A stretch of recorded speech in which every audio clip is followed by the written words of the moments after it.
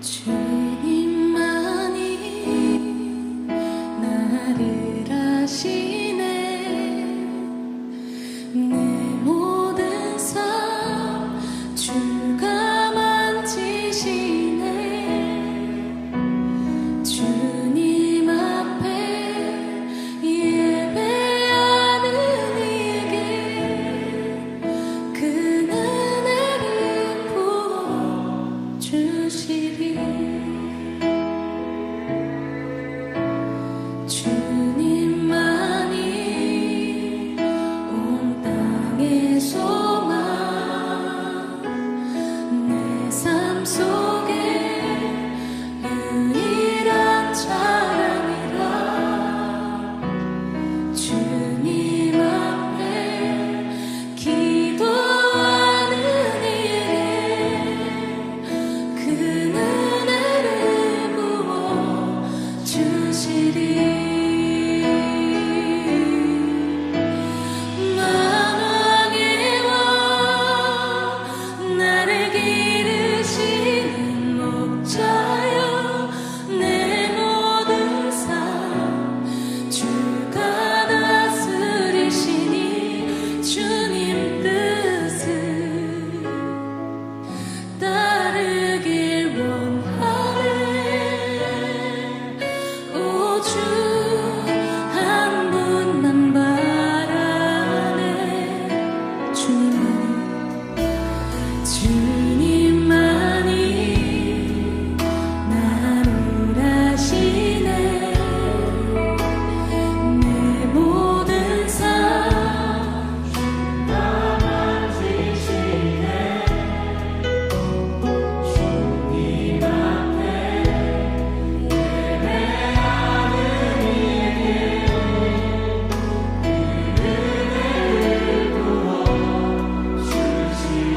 주님이 온 땅의 소망 되십니다. 주님만이 온 땅의 소망, 내 삶 속에 유일한 자랑이라. 주님 앞에 기도하는 이에게 그 은혜를 부어주시리.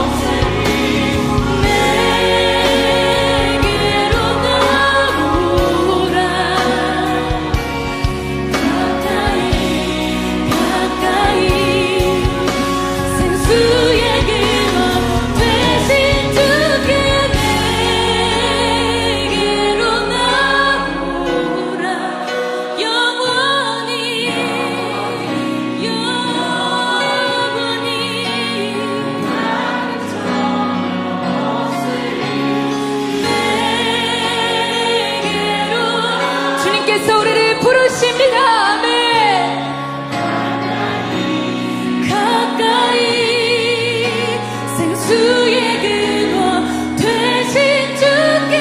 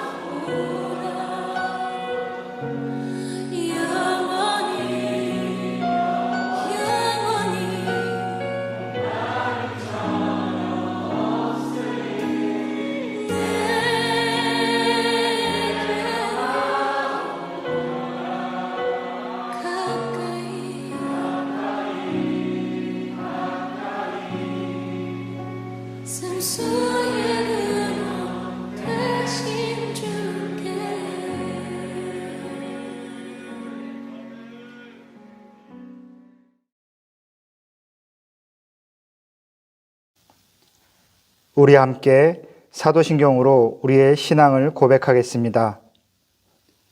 나는 전능하신 아버지 하나님, 천지의 창조주를 믿습니다. 나는 그의 유일하신 아들, 우리 주 예수 그리스도를 믿습니다.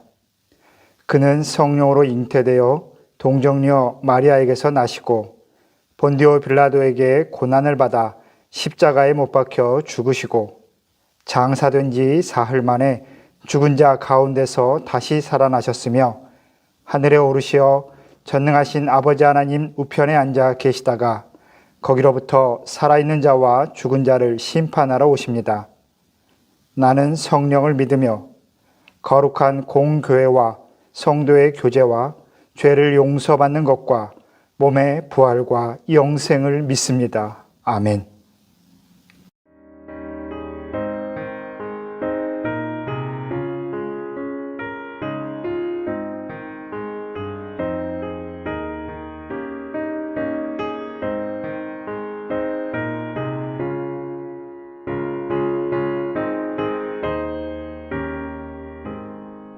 저 높은 곳을 향하여 날마다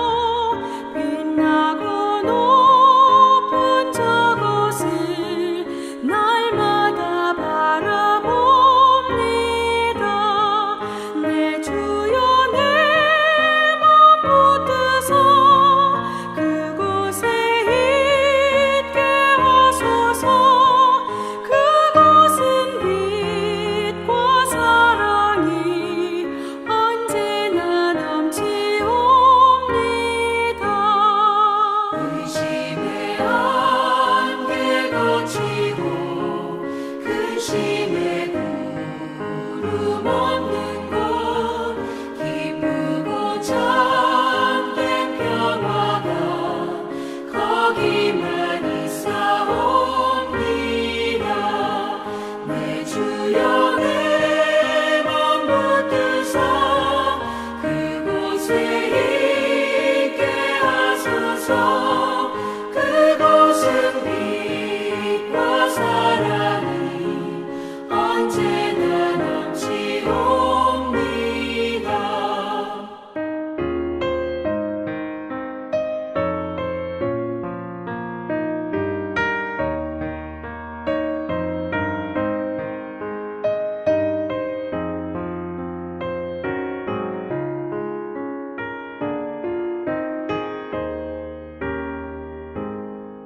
험하고 높은 이 길을 싸우며 나아갑니다. 다시금 기도하오니 내 주여 인도하소서. 내 주여 내 맘 붙드사 그곳에 있게 하소서. 그곳은 빛과 사랑이 언제나 넘치옵니다. 내 주를 따라 올라가 저 높은 곳에 우뚝 서 영원한 복락 누리며 즐거운 노래 부르리. 내 주여 내 맘 붙드사 그곳에 있게 하소서. 그곳은 빛과 사랑이 언제나 넘치옵니다.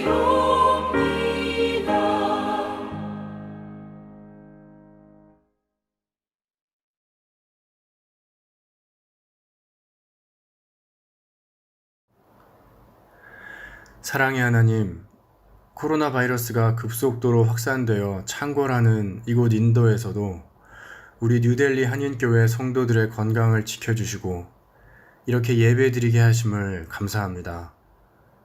어려운 상황 가운데서도 주님을 찾는 이 영혼들을 굽어 살피시고 환난을 면케하여 주옵소서. 위생과 방역에 취약한 이곳 인도에서는 신규 확진자가 매일 40여만 명을 넘나들고 있습니다. 넘쳐나는 환자에 의료 체계는 마비될 지경에 이르렀고 적절한 치료를 받지 못해 사망에 이르는 경우도 발생하고 있습니다. 주님, 이 참혹한 상황에서 우리가 의지할 곳은 주님뿐임을 알고 있습니다.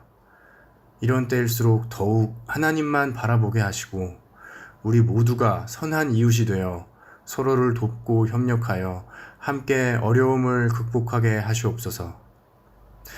특히 작년에 이어 올해도 정상적으로 등교하지 못하고 여러 제약 속에 학업을 계속하고 있는 우리의 어린 자녀들을 축복하여 주시옵소서. 비록 일찍이 경험하지 못한 고난이지만 이 또한 아이들이 자라나는 양분이 되게 하시옵소서.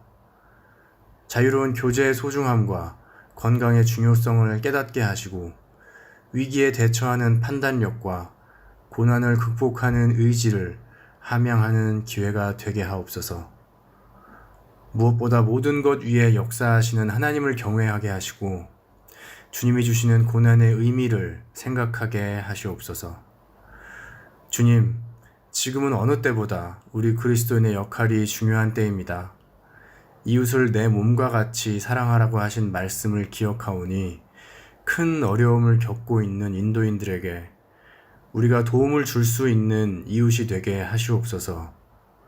비록 그들 대부분이 우상을 숭배하고 믿음 없이 살아가는 자들이나 그들 또한 주님이 지으신 우리의 이웃임을 알고 있습니다.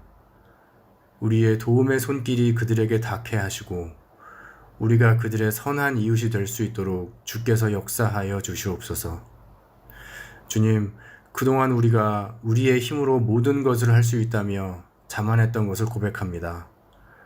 우리는 잠시 후의 일도 알지 못하고 주님의 도움 없이 무엇 하나 해낼 수 없는 연약한 존재임을 다시금 깨닫습니다. 그러나 주님은 우리를 좌절하도록 두지 않으실 것도 또한 믿습니다. 어려움을 겪을 때마다 다시 힘을 낼 수 있는 용기를 주시고 주님의 큰 도우심을 믿고 의지하게 하시옵소서. 모든 것을 주님께 맡기오니 주님의 뜻대로 이루어 주시옵소서.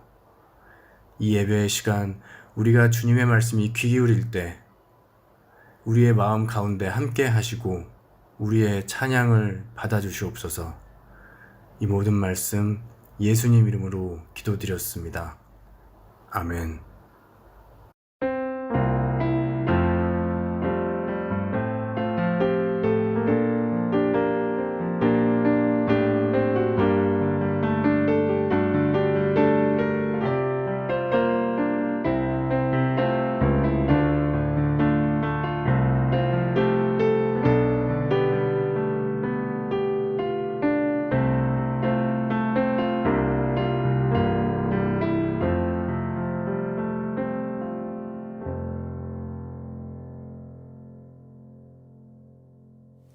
할렐루야. 지난 한 주 동안도 평안하셨습니까? 오늘 이 예배 자리에 나오신 모든 분들을 주님의 이름으로 축복하고 또 예배 드리는 우리 모든 가정마다 우리 하나님의 은혜가 충만히 임하기를 소망합니다. 오늘도 우리 함께 가슴에 손을 얹고 먼저 기도하겠습니다. 우리의 삶의 주인 되신 하나님 아버지, 오늘도 이 예배의 자리를 우리에게 허락하여 주시고 한 주간의 모든 고단함과 삶의 무게를 주님 앞에서 위로받게 하시니 감사합니다. 이 시간 예배를 드리는 우리 모든 가정이 오직 하나님의 임재로 충만한 성전이 되게 하여 주시고 오직 주님만이 우리 가정과 우리 삶의 주인이심을 깊이 새기는 귀한 시간 될 수 있도록 이 시간 함께하여 주옵소서. 이제 말씀을 듣습니다. 말씀을 전하는 자나 듣는 자 모두의 죄와 허물을 십자가의 은혜로 덮어주시고 오직 하나님의 말씀만 살아있는 시간 되게 하여 주옵소서. 예수님의 이름으로 기도합니다. 아멘.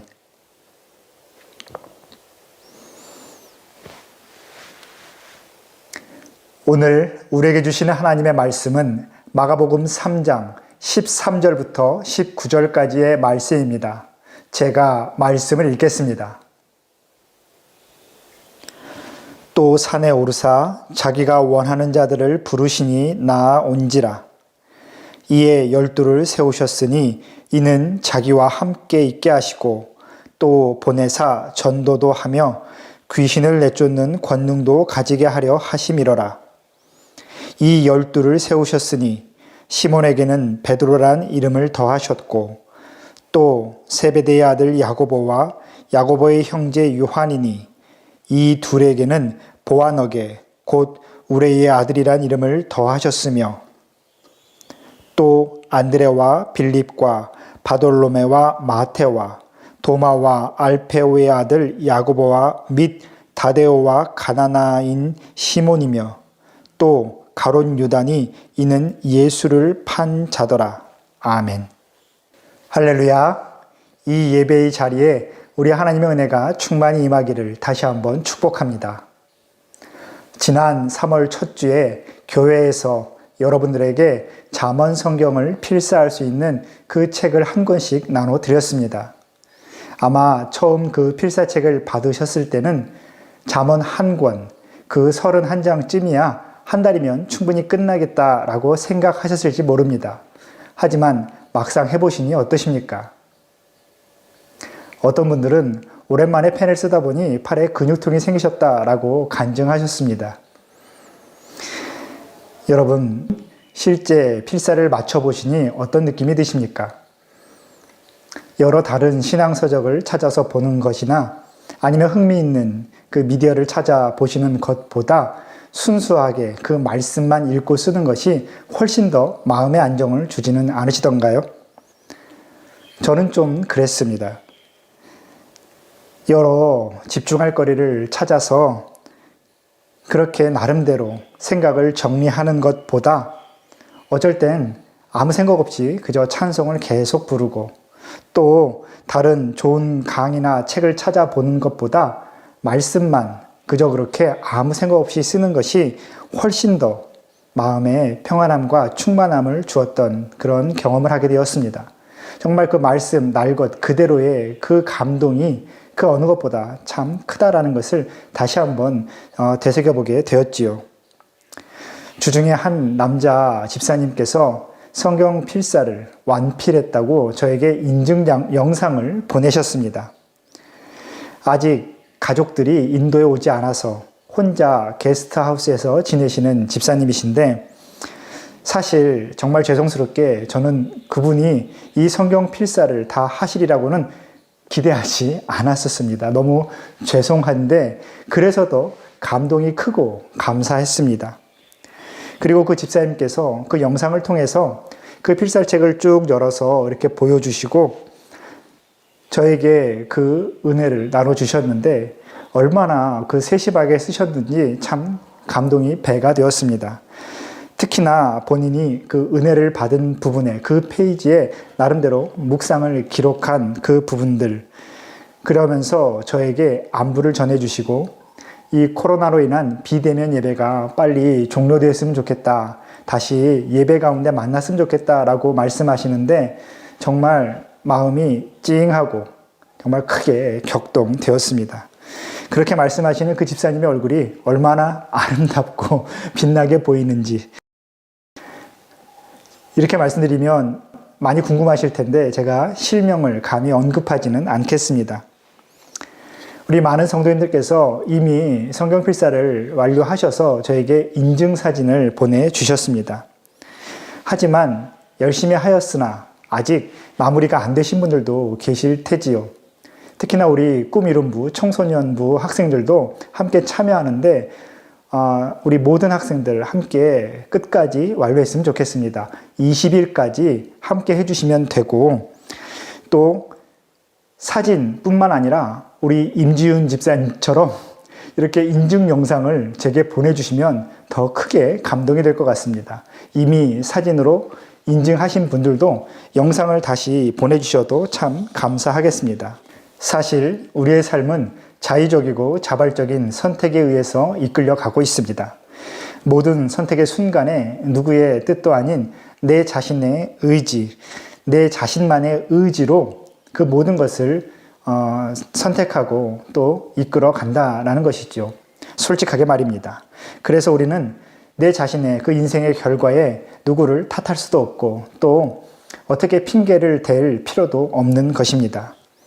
하지만 세상 살다 보면 내 의지와 선택만으로는 설명할 수 없는 삶의 방식들이 있는데 그 중에 가장 중요하고 핵심적인 것이 바로 믿음입니다.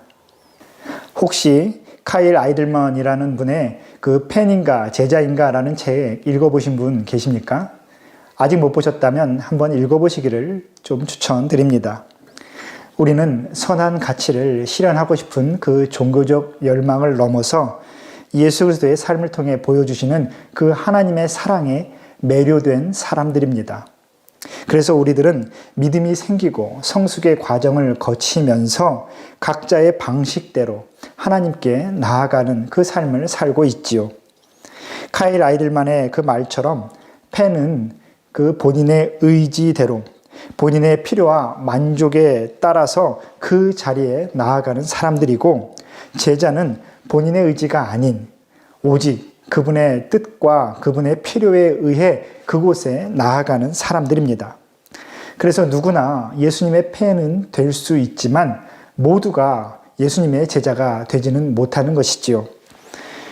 오늘 주님은 당신을 뒤따르고 환호하는 많은 사람들 그 모두를 제자로 부르지 아니하셨습니다. 주님이 그들의 필요를 채워주셨다고 해서 그들 모두가 주님의 필요의 그 자리에 있는 것은 아니었다라는 것이죠. 주님은 의도적으로 많은 무리를 떠나서 조용한 곳으로 나아가셨으며 그곳에서 소수의 사람들만 그렇게 불러 세우셨습니다. 그리고 그 불러낸 소수의 사람들에게만 본인이 원하는 바, 본인이 이루고 싶은 바를 설명하여 주시지요. 그때 부르심 받은 사람들이 바로 제자입니다. 그러면 예수님은 어떠한 기준에 의해서 제자를 부르셨을까요? 제자가 되는 조건은 무엇인지 아십니까?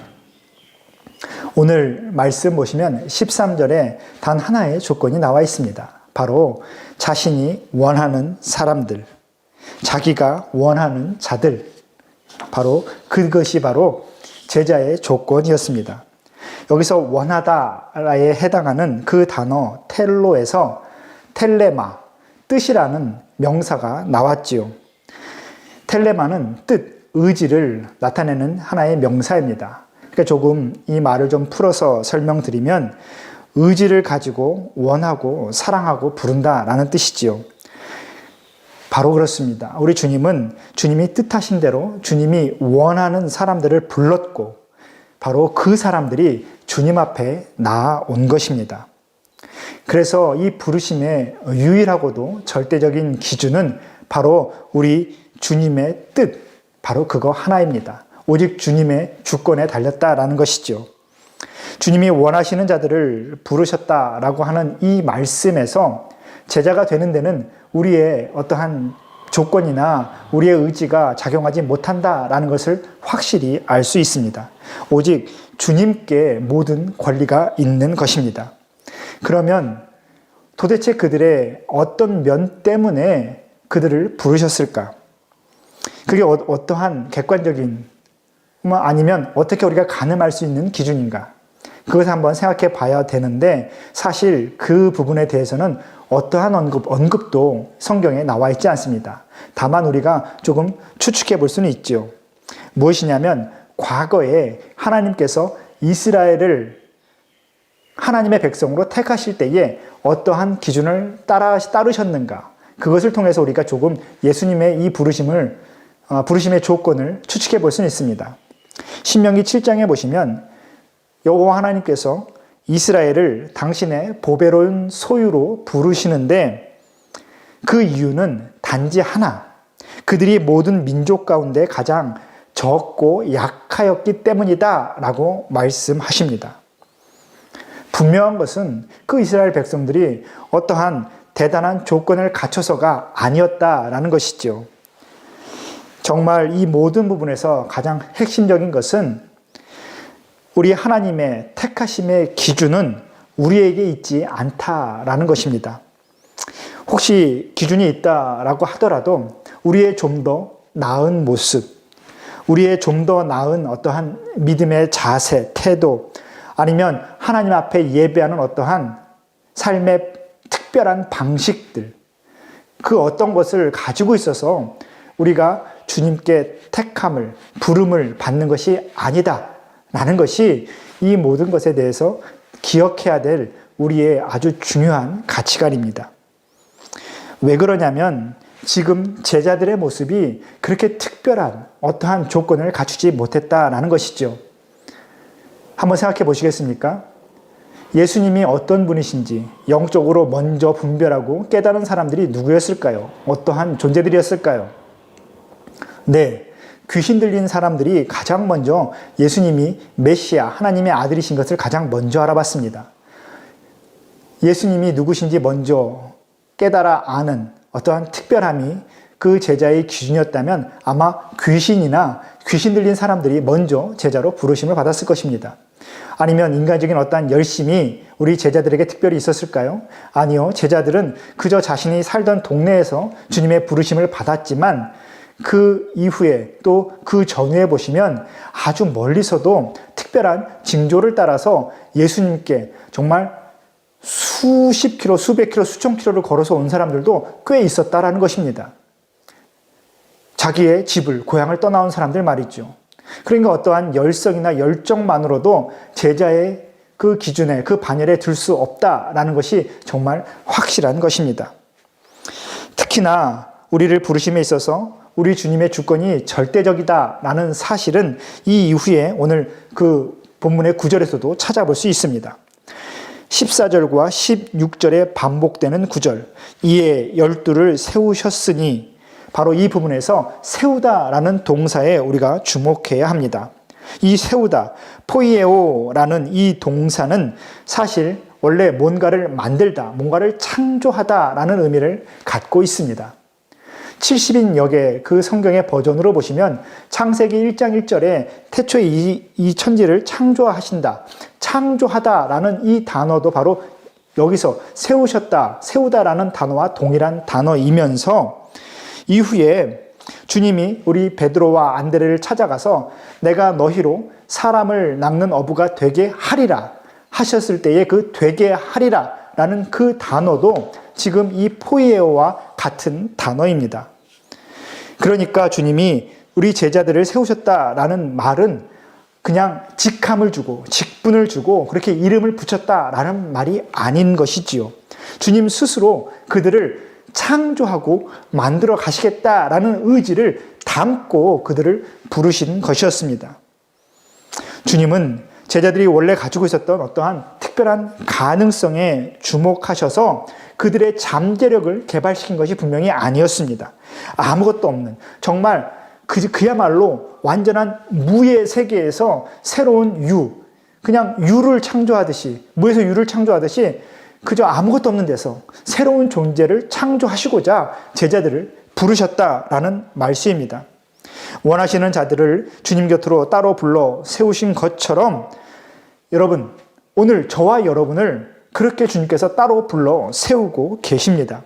그렇기 때문에 우리가 지금 이 예배의 자리에 이렇게 있는 것 아니겠습니까?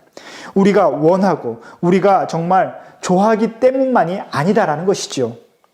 물론 우리의 의지가 작용한 부분도 분명히 있지만 우리 믿음의 시작을 생각해 볼 때에 우리의 어떠한 의지나 우리의 자발성은 모든 것이 배제된 채 오직 주님의 뜻 가운데 우리가 지금 이렇게 예배의 자리에 있는 것이 확실합니다. 여러분, 그렇게 주님의 뜻대로 우리를 이곳에 불러주셨사오니 우리의 뜻이 아닌 하나님의 뜻대로 우리를 그렇게 만들어 가시리라 다시 한번 확신합니다. 우리의 힘이 아니라 오직 주님의 힘으로 하나님의 뜻으로 우리의 삶이 그렇게 이루어져 갈 것입니다. 물론 지금 당장 우리가 서로를 돌아보면 얼마나 연약한지, 참 요즘 흔히 하는 말로 어떻게 어디서부터 손을 대야 할지 모를 정도로 참 약하다라는 것을 우리가 서로가 인정할 수밖에 없을 것입니다. 하지만 오늘 말씀에 부르심을 받는 이 제자들도 그렇고 우리들도 그렇습니다. 그저 우리는 약하고 부족할 뿐이죠. 어떠한 특별함도 없습니다. 근데 확실한 것은 로마서 11장에서 말씀하신 것처럼 하나님의 부르심에는 후회가 없다라는 것입니다. 우리 하나님의 부르심에는 후회하심이 없다. 우리가 그 말씀을 그대로, 날 것 그대로 정말 믿고 확신하기를 바랍니다. 여러분,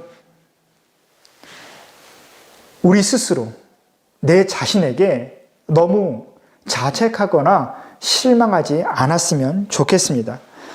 그저 부족해서 또 연약해서 날마다 넘어지고 쓰러지지만 그래도 실망을 거듭할지라도 내 자신을 포기하거나 내 자신을 그저 내 스스로부터 온전히 신뢰하지 못하는 그러한 잘못만은 범하지 않기를 바랍니다.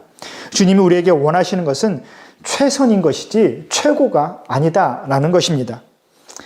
우리의 진실함, 우리의 정직함만을 우리 주님은 원하고 계십니다.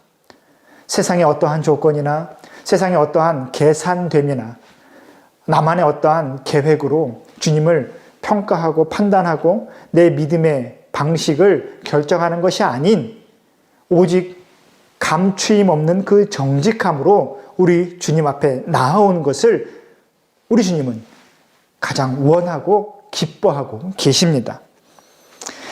사랑하는 성도 여러분, 우리가 우리 자신을 바라보지 않고 우리를 원하셔서 세우신 우리 예수님을 바라볼 수 있다면, 그리고 우리 제자들이 그려 했듯이 오직 주의 성령만을 구하면서 성령 안에서 충만할 수 있다면, 성령님 한 분만으로 내 삶이 만족될 수 있다면 우리 주님은 우리를 통하여 넉넉하게 우리 주님의 하늘의 일을 이루어 가실 것입니다. 그런데 우리가 여기서 한 가지 잊지 말아야 되는 것은 주님이 그렇게 부르셨을 때에 제자들이 보인 반응입니다. 우리는 이미 베드로와 안드레, 야고보와 요한, 그리고 세리 마태까지 주님이 원하셔서 부르신 이들의 반응이 어떠한 것인지 이미 살펴보았습니다. 그들의 반응은 아주 단순합니다. 13절 끝부분에 나온 것처럼 그저 한마디로 설명할 수 있죠. 나아온지라. 나아온지라.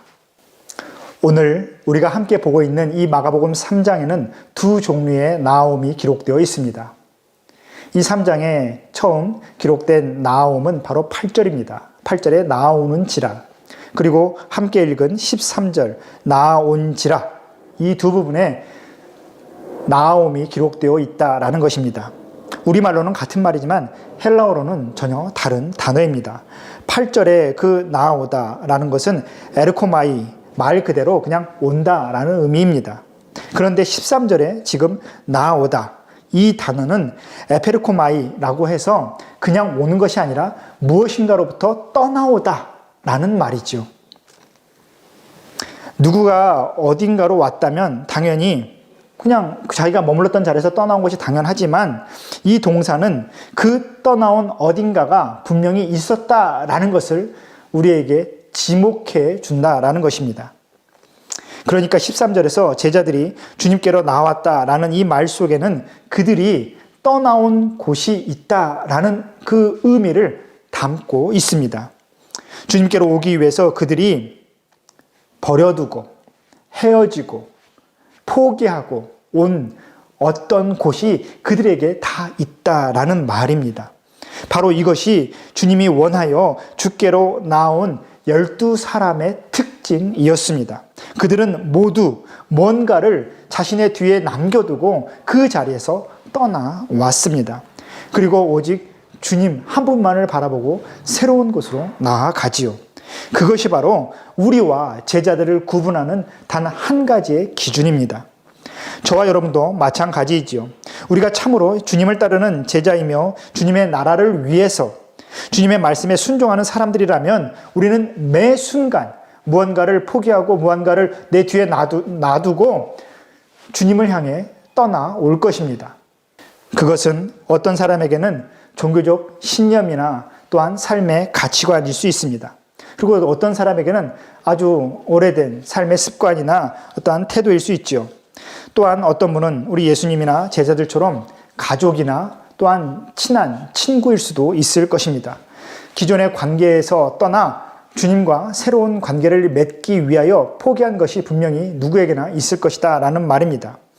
그리고 어떤 분은 정말 평범한 사람들이 생각할 수 없는, 자신이 세상 가운데 누릴 수 없는 세상의 부와 명예, 또한 모든 부요함과 풍성함으로부터 떠나온 분들도 분명히 계실 것이죠.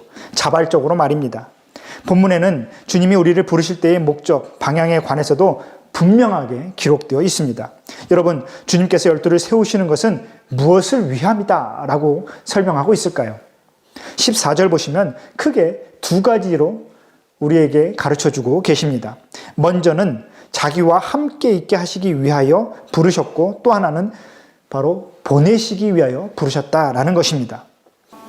첫 번째 우리가 주목해야 되는 것은 우리 주님은 당신과 함께 하기 위하여, 함께 있게 하시려고, 주님 안에 머물게 하시려고 우리를 부르신다라는 것입니다.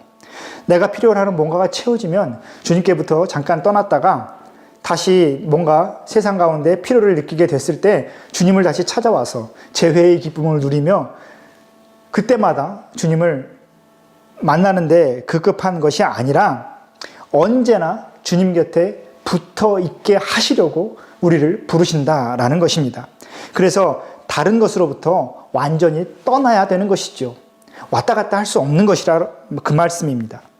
주님께서의 성령을 보내심으로 제자들과 함께 있게 하셨다라는 그 의미가 무엇일까요? 제자들이 주님과 떨어져 있거나 주님으로부터 완전히 떠나서 살아갈 수 있는 그 가능성을 차단시키기 위하여 성령 하나님을 보내어 늘 언제나 어디서나 함께 있게 하시는 것이 바로 우리 주님의 뜻이었습니다. 그렇게 주님은 우리를 부르시고 우리를 원하고 계시는 것이죠. 그래서 우리가 주님께 나아가라면 늘 주님과 함께 있어야 합니다. 그렇게 주님과의 온전한 연합을 이루게 되면 우리는 그 상태로 삶이 멈추는 것이 아니라 다시 주님의 뜻 가운데 보내심을 입게 됩니다. 오늘 말씀에서는 그 보내심을 받은 우리가 어디로 가든지 또 누구를 만나든지 전도를 해야 될 것이며 그곳에서 영적인 싸움을 감당해야 될 것이다 라고 말씀해주고 계십니다. 주님과 함께 있을 뿐 아니라 보내시는 그 일의 완성을 위해서도 우리는 주님과 늘 함께 있어야 되지요. 그렇게 주님과 늘 함께 있기 위하여 우리는 어딘가로부터 무엇으로부터 떠나 있게 되는 것이 그리고 완전히 단절시켜 새로운 삶을 살아야 되는 것이 당연하고 마땅한 것이다 라고 우리 주님은 말씀하십니다. 주님과의 연합은 언제나 그 연합 그 자체에 멈춰 있지 않습니다. 주님과의 깊은 관계가 분명히 하나의 목적이지만 우리 주님의 뜻은 주님과의 관계를 깊게 이룬 후에 새로운 관계로의 확장을 이루어야 된다라고 우리에게 말씀하시는 것이죠. 우리는 늘 새로운 관계로 나아감을 주저해서는 안 됩니다. 사랑의 교제는 반드시 경계를 허무는 그 확장을 통해서 새로운 관계로 창조되어지는 것입니다. 자기 자신에게만 그 고립되고 매몰되는 그 신앙에 멈춰서는 것이 아니라 바로 새로운 관계를 통하여 새로운 하나님의 일들을 경험하는 것이 우리의 믿음의 여정 가운데 가장 중요한 하나의 목적이자 목표다라는 말씀입니다. 변화산에서 주님과 놀라운 그 경험을 한 이 베드로가 주님 앞에 뭐라고 말씀했는지 기억나십니까? 우리가 여기에 있는 것이 너무나 좋사오니 이곳에 초막 셋을 짓고 예수님과 모세와 엘리야가 함께 우리와 거하면서 평생 이렇게 살았으면 좋겠습니다 라고 그렇게 베드로가 고백했습니다. 주님께서 너의 말이 참 이쁘다. 그래 우리 함께 늘 이곳에서 함께 살자라고 허락하신 것이 분명히 아니죠. 뭐라고 말씀하십니까? 그들을 데리고 산 아래로 내려오셔서 마지막으로 십자가의 고난과 그 부활에 대해서 설명하시고 결국 십자가로 향해 나아가십니다. 결국 성도에게 시험이라는 것은 다른 것이 아닙니다. 떠나야 할 곳으로부터 떠나지 못하고 결국 그것과 함께 예수님께로 나아가는 것이 바로 시험이다라는 것입니다. 바로 우리의 그 애매한 믿음의 태도가 우리에게 늘 시험거리를 던져주지요. 주님이 세우신 12명 중에 마지막으로 기록된 사람이 바로 가롯 유다입니다. 19절 보시면 그를 이렇게 설명합니다. 예수를 판 자더라. 그가 왜 어쩌다가 예수를 팔게 되었을까요? 성경에 보시면 그가 은 30에 예수님을 팔았으니 아마 돈의 욕심이 먼저 생겨서 그랬을 것이다 라고 우리가 예상해 볼 수 있습니다. 사실 은 30이면 그 당시 노예 한 사람의 몸값이고 그 대략 한 100데나리온 정도 된다라고 하니 아마 요즘 시세로 따지면 아마 몇백만 원의 그 가치를 지닌 돈이었으리라 계산해 볼 수 있습니다. 그렇다면 정말 그 사람이 돈 때문에 그랬다면 그는 물질의 그 유혹에 넘어져서 예수를 판 사람이 분명하겠지요. 하지만 그가 꼭 돈 때문에 예수님을 팔았을까? 우리는 꼭 그렇게만은 생각할 수 없을 것입니다. 왜냐하면 그는 예수님의 12제자 가운데에 회계를 맡은 사람이었습니다. 물론 그러서는 안 되지만 회계를 맡은 사람이 그 어떤 이보다 부정을, 부패를, 비리를 저지르기 쉬운 것이 사실 아니겠습니까? 그가 만약 돈 욕심이 있었다면 얼마든지 그 예수님의 그 공동체, 제자 공동체 안에서 자신이 맡은 그 회개의 권한을 가지고 훨씬 더 돈을 좀 챙겨볼 수 있었으리라 생각됩니다. 마음대로 돈을 만질 수 있는 사람이었기 때문에 그렇다라는 것이죠. 아시는 것처럼 유다는 결국 그 은 30을 한 푼도 쓰지 않고 대제사장에게 되돌려 주려고까지 하게 됩니다. 그렇다면 유다가 예수님을 판 것은 왜 그랬을까요? 어떠한 이유였을까요? 아마 그는 예수님께로 나와왔지만 무엇으로부터 완전히 떠나지 못했기 때문이었을 것입니다. 아마 그는 자신이 생각한 하나님의 나라가 예수님께서 말씀하신 그 진정한 하나님의 나라와 너무나 큰 차이를 보였기 때문에 아마 믿음의 시험이 들었을 것입니다. 주님이 가시는 길, 그리고 주님이 우리에게 요구하시는 그 삶의 길이 도저히 받아들일 수 없는 것이었다라는 것이죠. 여러분, 십자가의 길, 예수님을 따라 사는 길이 우리에게 결코 쉽지 않다라는 것, 이미 우리도 너무나 잘 알지 않겠습니까?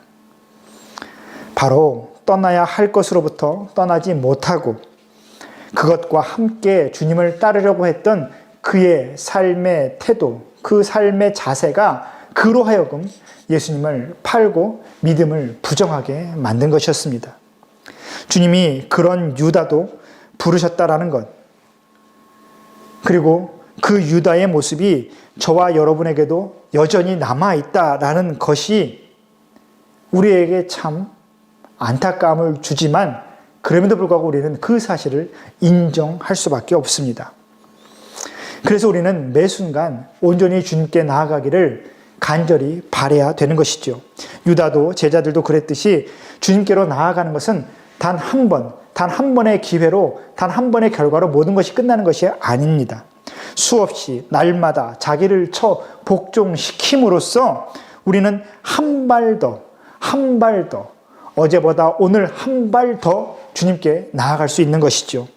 사랑하는 성도 여러분, 예수를 믿는다라는 것은 결국 우리의 삶의 과정 속에서 계속해서 이 나아감을 기억하고 반복한다라는 것입니다. 참으로 사랑하고 참으로 소중히 여기는 것들을 가지기 위해서 무언가를 뒤에 남겨두고 오직 앞만 보고 나아가야 되는 것이 바로 저와 여러분에게 요구되는 제자의 삶의 모습입니다.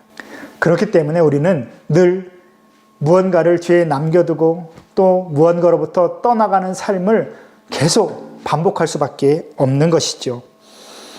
그게 아니라면 우리는 그저 주님을 둘러싸고 있는 팬에 지나지 않습니다. 예수님이 누구신지 알면서도 예수님을 따라가지 않는 사람들, 그리고 때로는 그렇게 할 수 없노라고, 그렇게 어떻게 살 수 있냐고, 너부터 한번 살아보라라고 손가락질하고 비난하고 또 조롱하는 그 수많은 대중, 그 대중의 한 사람, 그 한 사람이 우리가 될지도 모른다라는 생각 또한 우리는 할 수밖에 없습니다. 사랑하는 우리 뉴델리 한인교회 성도 여러분, 우리 주님이 원하셔서 저와 여러분을 부르셨으니 우리 주님이 친히 우리를 만드시고 또한 이루어 가실 것입니다. 이번 한 주 동안 온전히 성령의 충만함을 누리시고 온전히 주님과 연합하는 그 행복을 마음껏 누리시기를 소망합니다. 그래서 우리 주님이 원하고 또한 기뻐하시는 그 모든 뜻들이 우리가 살아가는 모든 삶의 자리마다 결실이 맺어지기를 소원합니다. 반드시 그러한 기쁨이, 그러한 은혜가 충만하기를 주의 이름으로 축복합니다. 우리 함께 기도하겠습니다. 하나님 아버지, 이 시간 말씀을 통해 우리의 삶을 비추어 보게 하시니 감사합니다. 우리가 살아가는 모든 자리가 우리 주님의 원하심에 따라 이끌림 받은 곳이 되기를 소망합니다. 또한 우리가 머무는 모든 곳이 우리 하나님의 뜻이 이 땅에서 이루어지는 곳이 되기를 기도합니다. 주님, 우리의 약함을 아시오니 성령 하나님의 손으로 친히 만져주시고 온전히 주님과 연합할 수 있도록 도와주시옵소서. 어떠한 삶의 계획을 가지고 살아가든지 주님과 함께하여 나아가도록 우리 안의 믿음을 날마다 새롭게 일깨워 주시고 늘 주 안에서 힘을 얻는 우리 모든 성도들 되게 하여 주옵소서. 무엇 하나 확신할 수 없고 어떠한 일도 계획한 대로 결과를 기대할 수 없는 현실을 살아가고 있습니다. 오직 주의 말씀으로 위로받고 오직 주를 향한 찬송으로 즐거워할 수 있는 우리 모든 뉴델리 한인교회 성도들 되게 하여 주옵소서.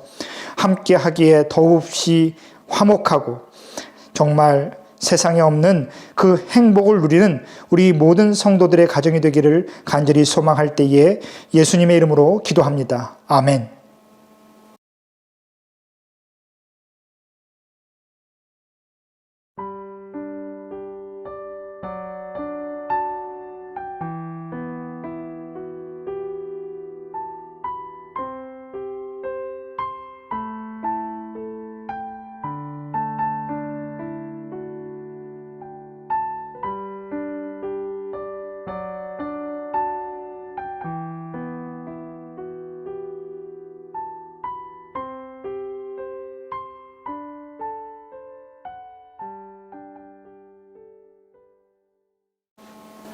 사랑과 은혜가 풍성하신 하나님 아버지, 오늘도 예배의 자리에 나오며 생활의 어려움으로 원망하거나 자신의 모자람을 자책하지 않게 하여 주시고 오직 하나님의 채워주심에 감동하여 나오게 하시니 감사합니다.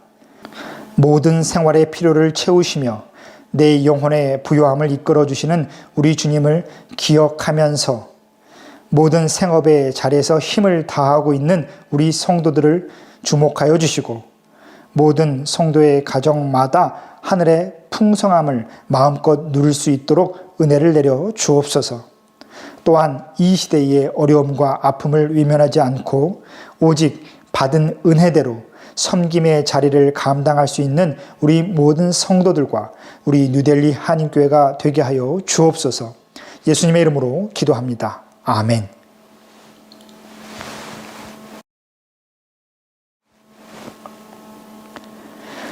이제는 우리 주 예수 그리스도의 은혜와 하나님 아버지의 다함없는 사랑과 성령 하나님의 감동, 감화, 교통하심의 역사가 오직 주님의 원하심에 따라 부르심을 받았기에 오직 주님의 뜻이 내가 있는 모든 자리에서 이루어지기를 기도하는 이 자리의 모든 성도들 위해 하나님의 궁일하심이 아니면 단 한순간도 온전히 살아갈 수 없는 이 땅의 모든 영혼들과 그들을 섬기는 주의 종들 위에 지금부터 영원히 함께 하시기를 간절히 축원하옵나이다. 아멘.